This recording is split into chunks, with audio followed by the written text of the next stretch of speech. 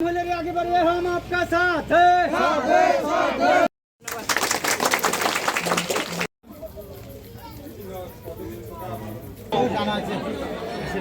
শানিদুল Islam Jagadishwar Pratap Namasudra ex general secretary Parbatjhora Abir Ali member UPPL Saleman Ali member Parbatjhora minority member Kharaghat UPPL Ayesha Khatun CWC member UPPL Shakti Kendra BJP জেলা ইউপিপিএলে বেয়া চকুৰে চাইছে নাইছে যে এইটো মই নকওঁ।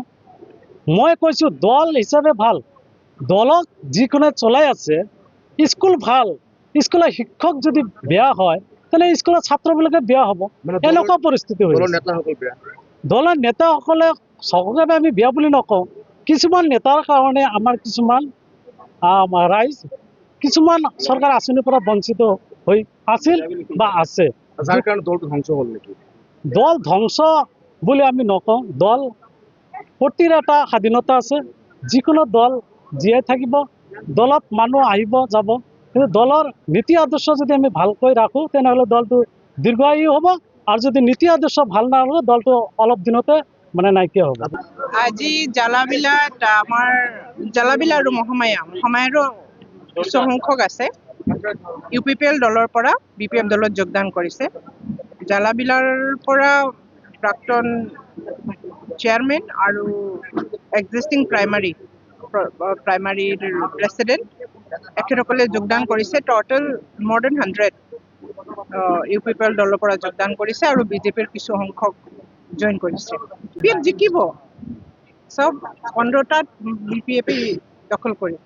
দীপেন বড়ো বহুত নতুন, পলিটিক্সৰ একো নাজানে, আৰু এটা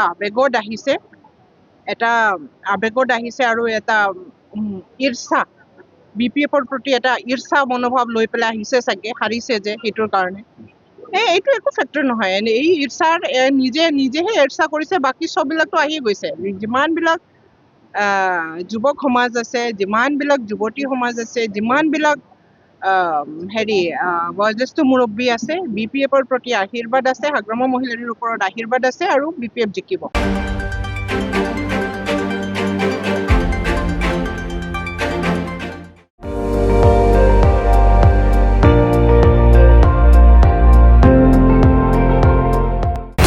আপুনি চাই আছে ND24, সৰ্বশ্ৰেষ্ঠ নহয় সৰ্বোত্তমৰ দৌৰত।